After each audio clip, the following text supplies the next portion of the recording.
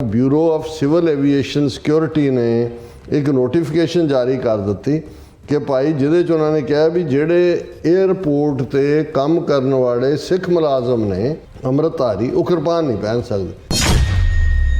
International flight है वो समझ आ सकता है कि भाई इन्हां दा क्राइटेरिया की है, बट डोमैसटिक फ्लाइट्स दे विच भी तुसीं किरपान पहन के ट्रैवल नहीं कर सकते। तो हुण ये कही जाओ जी कॉन्स्टिट्यूशन देखो सानू right to wear and bear kirpan मिले। SGPC forms panel to address kirpan restrictions on Gursikh airport employee. इसे काम ते रहो कि भाई तुहानू जो कुछ मिलिया सी वो भी तुहाडे तो खोया जा रहा है, पर तुहाडे मूँह ना खालिस्तान निकले ना तुसी ये खुल के कहो कि जी भाई ये मुल्क साडा नहीं है। अजे भी तुसी इन्ना जलील हो के इन्नी जलालत इन्ने सारे तो बाद भी ਤੁਹਾਨੂੰ ਲੱਗਦਾ ਹੈ ਵੀ ਤੁਹਾਡੇ ਕੋਲ ਆਪਣਾ ਮੁਲਕ ਖਾਲਿਸਤਾਨ ਤੋਂ ਬਿਨਾ ਕੋਈ ਚॉइस ਹੈ।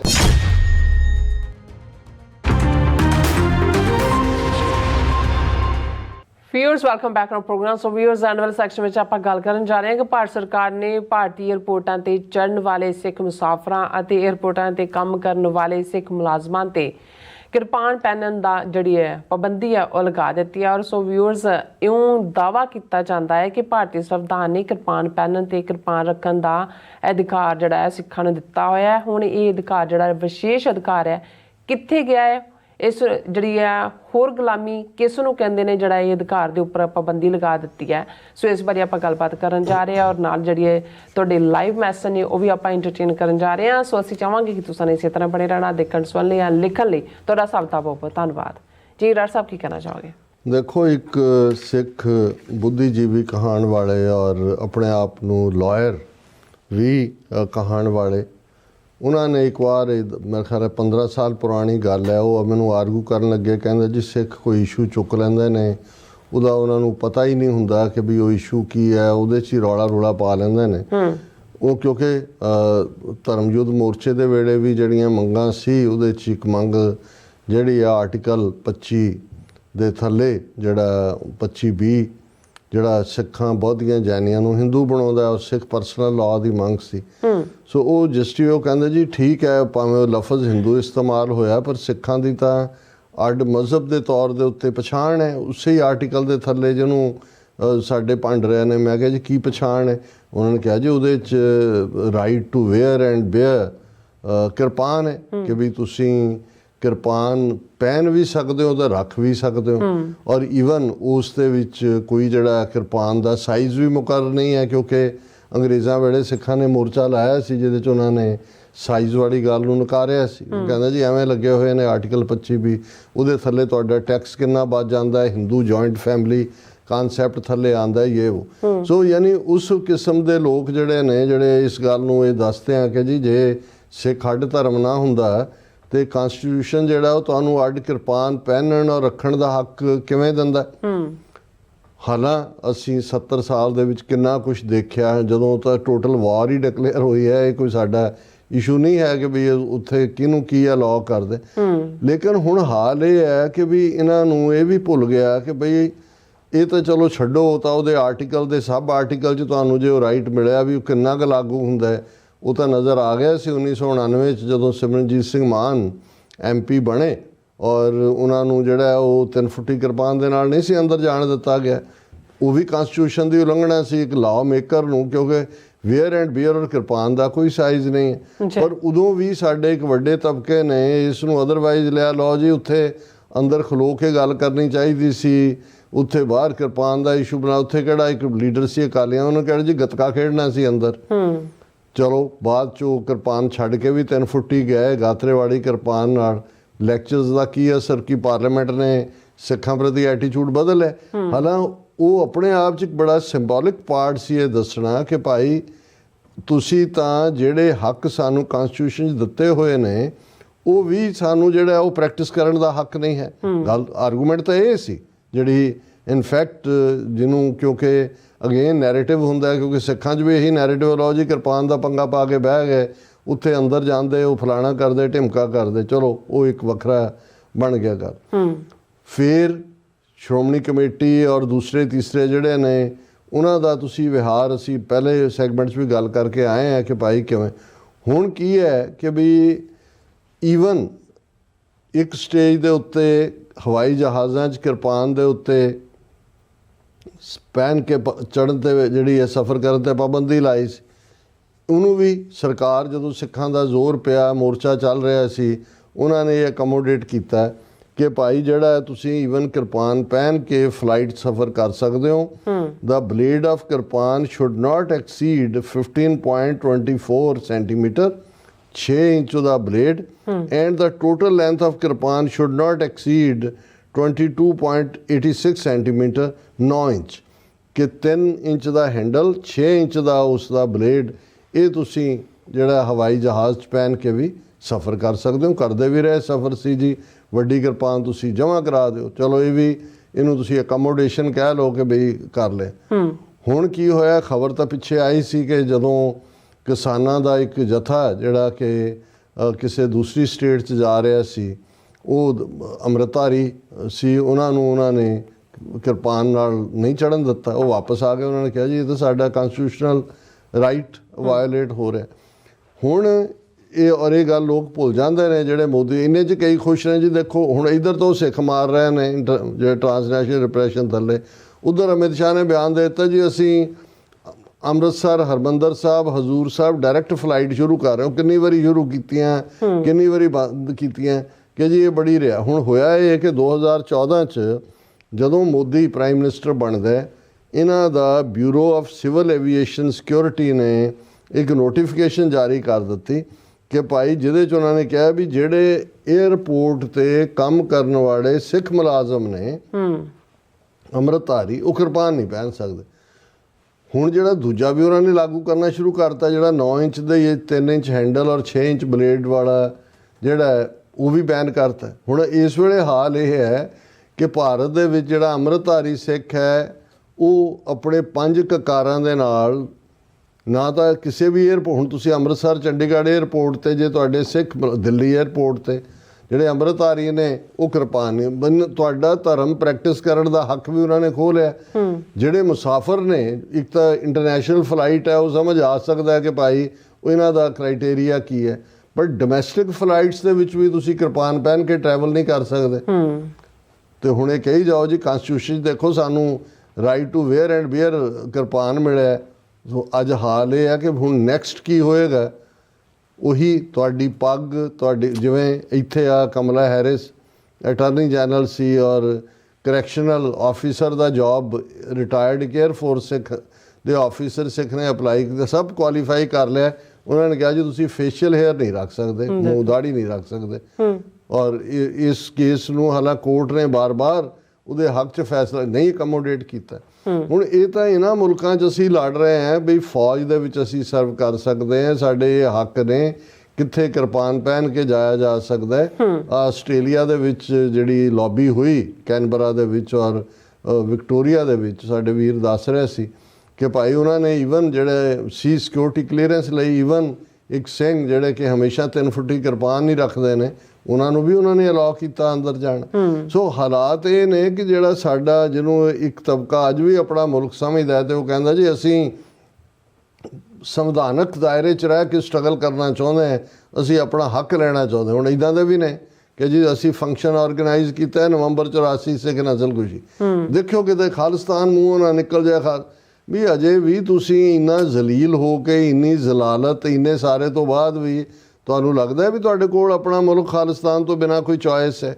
ਸੋ ਇਹ ਹੁਣ ਸ਼੍ਰੋਮਣੀ ਕਮੇਟੀ ਨੇ ਇੱਕ ਪੈਨਲ ਬਣਾ ਦਿੱਤਾ ਹੈ, SGPC forms panel to address kirpan restrictions on Gursikh airport EMPLOYE। ਇਸੇ ਕੰਮ ਤੇ ਰਹੋ ਕਿ ਭਾਈ ਆ ਤੁਹਾਨੂੰ ਜੋ ਕੁਝ ਮਿਲਿਆ ਸੀ ਉਹ ਵੀ ਤੁਹਾਡੇ ਤੋਂ ਖੋਇਆ ਜਾ ਰਿਹਾ, ਪਰ ਤੁਹਾਡੇ ਮੂੰਹ ਨਾ ਖਾਲਿਸਤਾਨ ਨਿਕਲੇ, ਨਾ ਤੁਸੀਂ ਇਹ ਖੁੱਲ੍ਹ ਕੇ ਕਹੋ ਕਿ ਜੀ ਭਾਈ ਇਹ ਮੁਲਕ ਸਾਡਾ ਨਹੀਂ ਹੈ, ਇਹਨਾਂ ਨੇ ਤਾਂ ਸਾਡਾ ਹਰਿਮੰਦਰ, ਸਾਡਾ ਅਕਾਲ ਤਖਤ ਦੇ ਉੱਤੇ ਹਮਲਾ ਕੀਤਾ ਹੈ।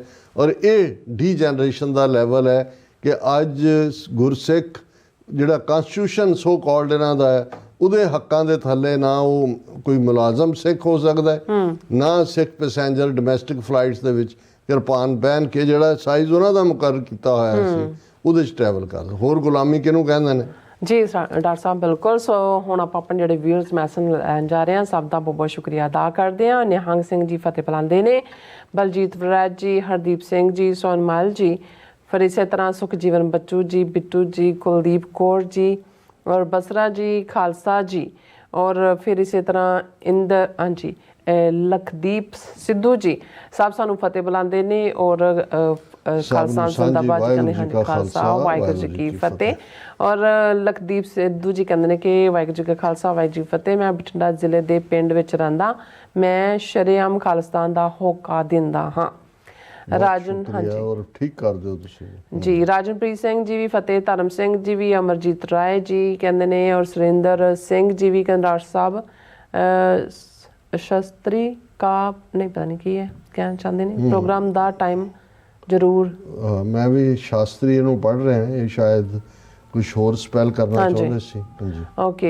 हरमन पन्नू जी, फिर इस तरह सतनाम सिंह जी, वाहिगुरू जी का खालसा वाहिगुरू जी की फतेह। मोदी सब ਤੋਂ ਵੱਡਾ ਅਤੇ ਵਧੀਆ ਠੇਕੇਦਾਰ ਹੈ ਜੋ ਕਿ ਬਹੁਤ ਹੀ ਜਲਦੀ ਖਾਲਿਸਤਾਨ ਬਣਾ ਕੇ ਦੇਵੇਗਾ। ਬਿਲਕੁਲ ਬਿਲकुल ਸਾਨੂੰ ਵੀ ਤਿਆਰੀ ਰੱਖਣੀ ਚਾਹੀਦੀ ਹੈ ਲੈਣ ਲਈ। ਹਾਂਜੀ। ਕੁਲਦੀਪ ਜੀ ਸਾਨੂੰ ਖਾਲਸਾ ਜ਼ਿੰਦਾਬਾਦ ਕਹਿੰਦੇ ਨੇ ਔਰ ਫਤਿਹ ਬੁਲਾਉਂਦੇ ਨੇ। ਸਿੱਖ ਰਾਜ ਖਾਲਿਸਤਾਨ ਜ਼ਿੰਦਾਬਾਦ ਕਹਿੰਦੇ ਨੇ। ਡੈਮੋਕ੍ਰੈਟਿਕ ਖਾਲਿਸਤਾਨ ਜ਼ਿੰਦਾਬਾਦ। ਔਰ ਇਸੇ ਤਰ੍ਹਾਂ ਹੈਪੀ ਯੂਟਿਊਬਰ ਕਹਿੰਦੇ ਨੇ ਕਿ ਡਾਕਟਰ ਸਾਹਿਬ ਜੀ ਖਾਲਿਸਤਾਨ ਵੋਟਿੰਗ ਦਾ ਰਿਜ਼ਲਟ ਕਦੋਂ ਆਵੇਗਾ ਜੀ ਤੇ ਹੋਰ ਕਿੰਨਾ ਸਮਾਂ ਲੱਗੇਗਾ ਜੀ? ਖਾਲਸਾ ਜ਼ਿੰਦਾਬਾਦ। ਹੈਪੀ ਯੂਟਿਊਬਰ ਜੀ, ਕਿਉਂਕਿ ਇਸ ਕੈਂਪੇਨ ਨੂੰ 6 ਫॉर ਜਸਟਿਸ ਲੀਡ ਕਰ ਰਹੀ ਹੈ। ਅਥਾਰਟੇਟਿਵ ਜਵਾਬ ਤਾਂ ਉਹੀ ਦੇ ਸਕਦੇ ਨੇ, ਪਰ 17 ਨਵੰਬਰ ਨੂੰ ਨਿਊਜ਼ੀਲੈਂਡ ਦੇ ਵਿੱਚ ਵੋਟਾਂ ਪੈਣ ਜਾ ਰਹੀਆਂ ਤੇ ਜੇ ਮੈਂ ਗਲਤ ਨਾ ਹੋਵਾਂ ਅਗਲੇ ਸਾਲ ਦੀ ਕੋਈ ਡੇਟ ਅਨਾਉਂਸ ਹੋਈ ਹੈ ਯੂਬਾ ਸਿਟੀ 'ਚ, ਜਦੋਂ ਕਿ ਸ਼ਾਇਦ ਮਾਰਚ ਮਹੀਨੇ 'ਚ ਜਦੋਂ ਕਿ LA 'ਚ ਵੋਟਾਂ ਪੈਣਗੀਆਂ।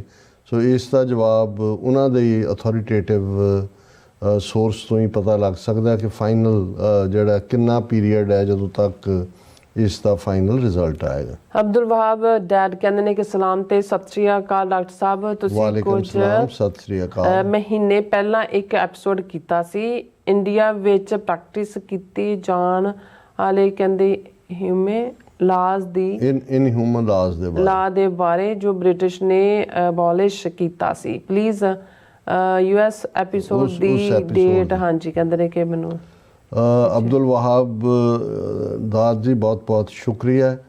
ਅਸਲ 'ਚ ਹੁਣ 20,000 ਤੋਂ ਜ਼ਿਆਦਾ ਜਿਹੜੀਆਂ ਨੇ ਸਾਡੀਆਂ ਵੀਡੀਓਜ਼ ਇਹਦੇ 'ਤੇ ਨੇ YouTube 'ਤੇ। ਜੇ ਕੋਈ ਕੰਸਰਨ ਮਹੀਨਾ ਜਾਂ ਦੂਜਾ ਹੋਏ ਉਹਨਾਂ ਨੂੰ ਤਾਂ ਸ਼ਿਫਟ ਕੀਤਾ ਜਾ ਸਕਦਾ ਹੈ, ਪਰ ਇਸ ਤਰੀਕੇ ਦੇ ਨਾਲ ਔਖਾ ਹੋਏਗਾ ਇਹ ਸਾਰੇ ਨੂੰ ਲੱਭਣਾ, ਕਿਉਂਕਿ ਕੋਈ ਕਲੂ ਹੋਏ ਕਿ ਭਾਈ ਕਿਹਨਾਂ ਮਹੀਨਿਆਂ 'ਚ ਜਾਂ ਕਿਸ ਪੀਰੀਅਡ ਦੇ ਵਿੱਚ, ਕਿਉਂਕਿ ਅਕਸਰ ਸਾਡਾ ਮੌਕੇ 'ਤੇ ਚੁਣੇ ਟੌਪਿਕ ਹੁੰਦੇ ਨੇ, ਕਰੰਟ ਖਬਰਾਂ ਦੇ ਹਵਾਲੇ ਨਾਲ ਹੀ ਕੋਈ ਚੀਜ਼ ਹੋਏਗੀ ਜਿਹੜੀ ਤੁਸੀਂ ਚਾਹੁੰਦੇ ਹੋ ਕਿ ਭਾਈ ਉਸ ਦਾ ਲਿੰਕ ਤੁਹਾਨੂੰ ਮਿਲੇ। ਜਵਿੰਦਰ ਸਿੰਘ ਸੋਦਾ ਜੀ ਵੀ ਕਹਿੰਦੇ ਖਾਲਿਸਤਾਨੀਓ ਗੁਰਫਤਿਹ ਪਿਆਰਿਓ ਔਰ ਸਿੱਖ ਚਰਚਾ ਜੀ ਵੀ ਖਾਲਿਸਤਾਨ ਜ਼ਿੰਦਾਬਾਦ ਕਹਿੰਦੇ। ਜਸਕੀਰਤ ਸਿੰਘ ਜੀ ਫਿਰ ਮੇਰੇ ਖਿਆਲ ਉਹਨਾਂ ਦਾ ਫਿਰ ਅਬਦੁਲ ਵਹਾਬ ਦਾ ਉਹੀ ਮੈਸੇਜ ਹੈਗਾ, ਕਹਿੰਦੇ ਪਲੀਜ਼ ਪੋਸੀਬਲ ਹਾਊ ਹੋਵੇ ਤੇ ਪ੍ਰੋਗਰਾਮ ਵਿੱਚ ਉਸ ਐਪੀਸੋਡ ਦੀ ਡੇਟ ਮੈਂਸ਼ਨ ਕਰ ਦਿਓ। I have been a viewer of your program since 2013-14 ਤੇ ਤੁਹਾਡੇ ਬਹੁਤ ਸ਼ੁਕਰੀਆ ਅਬਦੁਲ ਵਹਾਬ ਦਾ ਜੀ, ਕਿਉਂਕਿ ਤੁਸੀਂ ਸਾਡੇ ਪੁਰਾਣੇ ਤੁਸੀਂ 2013 ਤੋਂ ਉਦੋਂ ਤਾਂ ਅਜੇ ਸ਼ੁਰੂ ਹੀ ਕੀਤਾ ਸੀ ਦਸੰਬਰ 2012 ਬਿਲਕੁਲ, ਪਰ ਗੁਸਤਾਖੀ ਮਾਫ ਕਿ ਵੀ ਅਸੀਂ ਸ਼ਾਇਦ ਇਹ ਨਾ ਟ੍ਰੇਸ ਕਰ ਪਾਈਏ until unless कोई थोड़ी बहुत स्पेसिफिक्स ना हो। बिल्कुल। मोहम्मद जावेद जी, डॉक्टर साहब अस्सलाम वालेकुम, माशाल्लाह आपके प्रोग्राम बहुत अच्छे होते हैं, इंशाल्लाह खालिस्तान ज़रूर बनेगा। बहुत शुक्रिया मोहम्मद जावेद जी। हाँ जी। जतिंदर सिंह जी और Inderjit Singh Sandhu ji, Jaswinder Pannu ji, doctor sahib your voice is cutting of.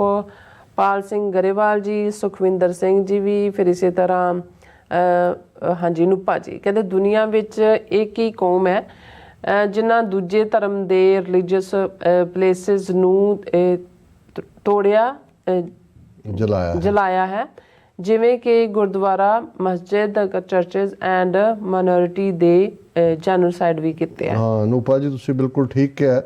ਜ਼ਾਹਰ ਹੈ ਜੂਨ 84 ਦੇ ਪਹਿਲੇ ਹਫਤੇ ਅਕਾਲ ਤਖਤ ਢਾਇਆ, ਕਿੰਨੇ ਗੁਰਦੁਆਰਿਆਂ ਤੇ ਹਮਲਾ।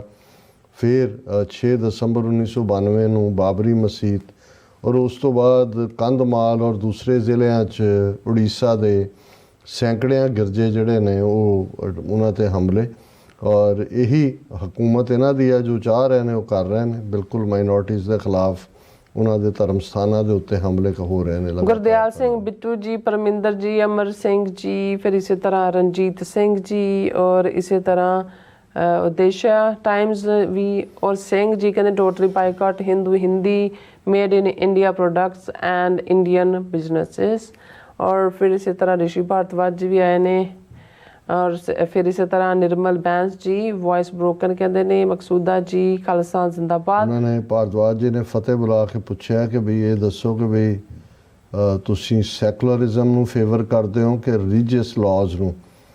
ਭਾਰਦਵਾਜ ਸਾਹਿਬ ਪਹਿਲਾਂ ਤੁਸੀਂ ਇਹ ਦੱਸੋ ਕਿ ਵੀ ਇਹ ਤੁਹਾਡੇ ਅੱਜ ਭਾਰਤ ਦੇ ਵਿੱਚ ਜੋ ਚੱਲ ਰਿਹਾ ਰਜੀਮ ਹੈ ਇਹ ਸੈਕੂਲਰ ਹੈ ਕਿ ਰਿਲੀਜੀਅਸ ਲਾਜ਼ ਵਾਲਾ, ਫਿਰ ਅਸੀਂ ਆਪਣੀ ਤੁਹਾਨੂੰ ਪ੍ਰੈਫਰੈਂਸ ਦੱਸਾਂਗੇ ਜ਼ਰੂਰ। ਬਿਲਕੁਲ ਜੀ। ਫਿਰ ਇਸੇ ਤਰ੍ਹਾਂ ਬਲਿਹਾਰ ਸਿੰਘ ਕੰਗ ਜੀ, ਗੁਰਵਿੰਦਰ ਸਿੰਘ ਜੀ ਔਰ ਸ਼ਾਹਬਾਜ਼ ਬਾਵਾ ਜੀ ਕਹਿੰਦੇ Khalsa new country of world happy new life all 6 people family children and the don't trust Hindu people and big answer all Indian 6 people and Muslim people other nice people।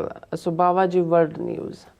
और मामा जी भी फतेह बुलाते ने और राजवंत कौर जी कहते डॉक्टर साहब बाकी तो ठीक है पर आला सिंह दियां औलादां दा की करिए जां समां दी उਡੀਕ करिए। हाँ बहन जी ਰਾਜਵੰਤ ਕੌਰ ਜੀ ਤੁਸੀਂ ਮੇਰੇ ਫੇਵਰਿਟ ਟੌਪਿਕ ਵੱਲ ਇਸ਼ਾਰਾ ਕੀਤਾ। ਬਦ ਕਿਰਦਾਰ, ਬਦ ਇਖਲਾਕ, ਬਦ ਸ਼ਕਲ ਜਿੰਨੇ ਬਦ ਲੱਗਦੇ ਨੇ ਆਲੇ ਤੋਂ ਅਮਰਿੰਦਰ ਤੱਕ ਇਹਨਾਂ ਤੇ ਢੁਕਦੇ ਨੇ। ਇਹਨਾਂ ਦੇ ਨਾਲ ਵੀ ਹਿਸਾਬ ਹੋਏਗਾ। ਹੁਣ ਬਥੇਰਾ ਇਹਨਾਂ ਨੇ ਜਿਹੜਾ ਪੰਥ ਨਾਲ ਧਰੋ ਕਮਾ ਲਿਆ, ਉਹ ਵਕਤ ਦੂਰ ਨਹੀਂ ਹੈ ਜਦੋਂ ਇਹਨਾਂ ਤੇ ਇਹਨਾਂ ਦੇ ਪੁਰਖਿਆਂ ਦਾ ਹਿਸਾਬ ਕਿਤਾਬ ਇਹਨਾਂ ਸਾਰਿਆਂ ਤੋਂ ਜਿਹੜਾ ਉਹ ਬਾਈ ਦਾ ਨੋਜ਼ ਹੁੰਦਾ ਨਾ, ਨੱਕ ਰਾਹੀਂ ਨੱਕ ਮੂੰਹ ਰਾਹੀਂ ਕਹਿੰਦੇ ਖਾਧਾ ਪੀਤਾ ਕਢਾਇਆ, ਉਵੇਂ ਕਢਾਇਆ ਜਾਏਗਾ। ਬਿਲਕੁਲ। ਬਲੈਕੀਆ ਗੇਮੀਆਂ ਜੀ ਵੀ ਫਤਿਹ। ਹਰਦੀਪ ਸਿੰਘ ਜੀ ਕਹਿੰਦੇ ਵਾਹਿਗੁਰੂ ਜੀ ਖਾਲਸਾ ਵਾਹਿਗੁਰੂ ਜੀ ਕਿਤੇ ਪੰਜਾਬ ਨੂੰ ਆਜ਼ਾਦ ਖਾਲਿਸਤਾਨ ਬਣਾਇਆ ਹੈ, ਖਾਲਿਸਤਾਨ ਬਣਾਉਣਾ ਹੈ। ਬਾਹਰ ਵਾਲੇ ਮੀਡੀਆ ਦਾ ਬਹੁਤ ਧੰਨਵਾਦ ਜੋ ਸੱਚਾਈ ਦੀਆਂ ਖਬਰਾਂ ਦਿਖਾਉਂਦੇ ਹਨ। ਸੁਰਜੀਤ ਖੱਖ ਜੀ ਵੀ ਔਰ ਇਸੇ ਤਰ੍ਹਾਂ ਰਣਬੀਰ ਸਿੰਘ ਜੀ ਕਹਿੰਦੇ ਹਰ ਸਿੱਖ ਦਾ ਅਕੀਦਾ ਤੇ ਧਰਮ ਹੈ, ਆਜ਼ਾਦੀ ਖਾਲਿਸਤਾਨ, ਖਾਲਿਸਤਾਨ ਜ਼ਿੰਦਾਬਾਦ ਕਹਿੰਦੇ ਨੇ। ਖਾਲਿਸਤਾਨ ਦੀ ਪ੍ਰਾਪਤੀ ਬਿਨਾਂ ਕੋਈ ਸਮਝੌਤਾ ਨਹੀਂ। ਵਾਹਿਗੁਰੂ ਚੜ੍ਹਦੀ ਕਲਾ 'ਚ ਰੱਖੇ ਡਾਕਟਰ ਸਾਹਿਬ ਤੁਹਾਨੂੰ ਤੇ ਨੀਲਮ ਭੈਣ ਜੀ ਤੇ ਪੂਰੀ ਟੀਮ ਨੂੰ ਬਹੁਤ ਬਹੁਤ ਸ਼ੁਕਰੀਆ। ਵੀ ਜਤਿੰਦਰ ਲਾਂਬਾ ਜੀ ਆਉਣ ਵਾਲੇ ਸਮੇਂ ਵਿੱਚ ਕਲਯੁਗ ਦਾ ਪ੍ਰਭਾਵ ਸਿਖਰ ਤੇ ਹੋਵੇਗਾ। ਕਲਯੁਗ ਤਾਂ ਚੱਲ ਹੀ ਰਿਹਾ ਜੀ। ਜਦੋਂ ਇਹਨਾਂ ਦੀ ਗੁਲਾਮੀ ਇੱਕ ਤੋਂ ਬਾਅਦ ਦੂਜੇ ਦੀ ਕਬੂਲ ਲਈ ਤਾਂ ਫਿਰ ਕਲਯੁਗ ਤਾਂ ਆ ਗਏ। ਹਾਂਜੀ। ਗੁਰਜੀਤ ਸਿੰਘ ਜੀ, ਕਮਲ ਸਿੰਘ ਜੀ, ਫਿਰ ਬਲਕਾਰ ਸਿੰਘ ਜੀ ਚੜ੍ਹਦੀ ਕਲਾ 'ਚ ਰਹੇ ਰੋ ਜੀ ਔਰ ਫਿਰ ਇਸੇ ਤਰ੍ਹਾਂ ਹਰਮਿੰਦਰ ਸਿੰਘ ਜੀ ਫਤਿਹ ਬੁਲਾਉਂਦੇ ਨੇ। ਰਿਸ਼ੀ ਭਾਰਦਵਾਜ ਫਿਰ ਆ ਗਏ ਨੇ ਔਰ ਸ਼ਿੰਦਾ ਆਊ ਜੀ ਵੀ ਨੇ ਔਰ ਅਫਜ਼ਲ ਜ਼ੈਕ, ਪਰਮਜੀਤ ਸਿੰਘ। ਹਾਂ, ਰਿਸ਼ੀ ਭਾਰਦਵਾਜ ਜੀ ਕਹਿੰਦੇ ਨੇ ਕਿ ਜੀ ਜਿਹੜੇ ਲਾਅ ਨੇ ਉਹ ਮਨੂ ਸਮ੍ਰਿਤੀ ਦੇ ਉੱਤੇ ਨਹੀਂ ਨੇ। ਇਹ ਜਵਾਬ ਹੈ ਤੁਹਾਨੂੰ। ਭਾਰਦਵਾਜ ਜੀ ਦੋ ਲਫ਼ਜ਼ ਅਕਸਰ ਇਸਤੇਮਾਲ ਹੁੰਦੇ ਨੇ ਜਦੋਂ ਅਸੀਂ ਕਹਿੰਦੇ ਹਾਂ letter and spirit of the constitution. ਤੁਸੀਂ ਠੀਕ ਕਿਹਾ ਕਿ ਅੱਜ ਦੀ ਡੇਟ 'ਚ ਲੈਟਰ ਨਹੀਂ ਨੇ ਮਨੂ ਸਮ੍ਰਿਤੀ ਵਾਲੇ ਜਿਹੜੇ ਹਿੰਦੂ ਤਵੀਆਂ ਨੇ ਕਰਨੇ ਨੇ, ਪਰ ਜਿਹੜੀ spirit of the Indian constitution ਹੈ ਉਹ ਮਨੂ ਸਮ੍ਰਿਤੀ ਵਾਲੀ ਹੈ। ਇਸ ਨੂੰ ਤੁਸੀਂ 70 ਸਾਲ ਤੋਂ ਜ਼ਿਆਦਾ ਦੇ ਆਪਣੇ ਰਿਕਾਰਡ 'ਚੋਂ ਦੇਖ ਸਕਦੇ ਹੋ। ਜੀ ਡਾਕਟਰ ਸਾਹਿਬ ਚੰਦਰਚੂੜ ਦਾ ਵੀ ਦੇਖ ਲੈਣਾ ਵੀ ਉਹ ਪੂਜਾ ਵੀ ਕਰ ਰਿਹਾ ਔਰ ਉਹ ਬਾਬਰੀ ਮਸਜਿਦ ਦੇ ਮੁੱਦੇ ਤੇ ਕਹਿ ਰਿਹਾ ਕਿ ਮੈਂ ਫਿਰ ਭਗਵਾਨ ਨਾਲ ਲਿਵ ਜੋੜੀ ਤੇ ਉੱਥੋਂ ਮੈਂ ਲਿਆ। ਇਹ ਮਨੂ ਸਮ੍ਰਿਤੀ ਦੀ ਹੀ ਸਪਿਰਿਟ ਹੈ। ਜੀ ਡਾਕਟਰ ਸਾਹਿਬ ਹੁਣ ਆਪਣੇ ਵੀਰਸ ਕੋਲ ਨੇ ਇਜਾਜ਼ਤ। ਸਭ ਦਾ ਬਹੁਤ ਬਹੁਤ ਸ਼ੁਕਰੀਆ। ਸੋ ਵੀਰ ਸਾਡੇ ਪ੍ਰੋਗਰਾਮ ਦਾ ਸਮਾਂ ਇੱਥੇ ਮੁੱਕਦਾ। ਤੁਸੀਂ ਆਪਣੀ ਰਾਏ ਤੇ ਸੁਝਾਅ ਸਾਨੂੰ ਭੇਜਣਾ ਭੁੱਲਣਾ ਸਾਡੇ ਇਸ ਪਤੇ ਤੇ sos@tv84.tv ਤੇ ਅਸੀਂ ਆਪਣਾ ਪ੍ਰੋਗਰਾਮ ਲੈ ਕੇ ਫਿਰ ਦੁਬਾਰਾ ਤੁਹਾਡੇ ਰੂਬਰੂ ਹੋਵਾਂਗੇ। ਤਦ ਤੱਕ ਲਈ ਮੈਨੂੰ ਤੇ ਆਪਣਾ ਸੁਣਾ ਗਿਆ ਦੋ ਦੇਖਦੇ ਰਹੋ TV84 ਬੁਲਾ ਦਿਓ। ਫਤਿਹ। ਵਾਹਿਗੁਰੂ ਜੀ ਕਾ ਖਾਲਸਾ, ਵਾਹਿਗੁਰੂ ਜੀ ਕੀ ਫਤਿਹ। ਰੱਬ ਰਾਖਾ।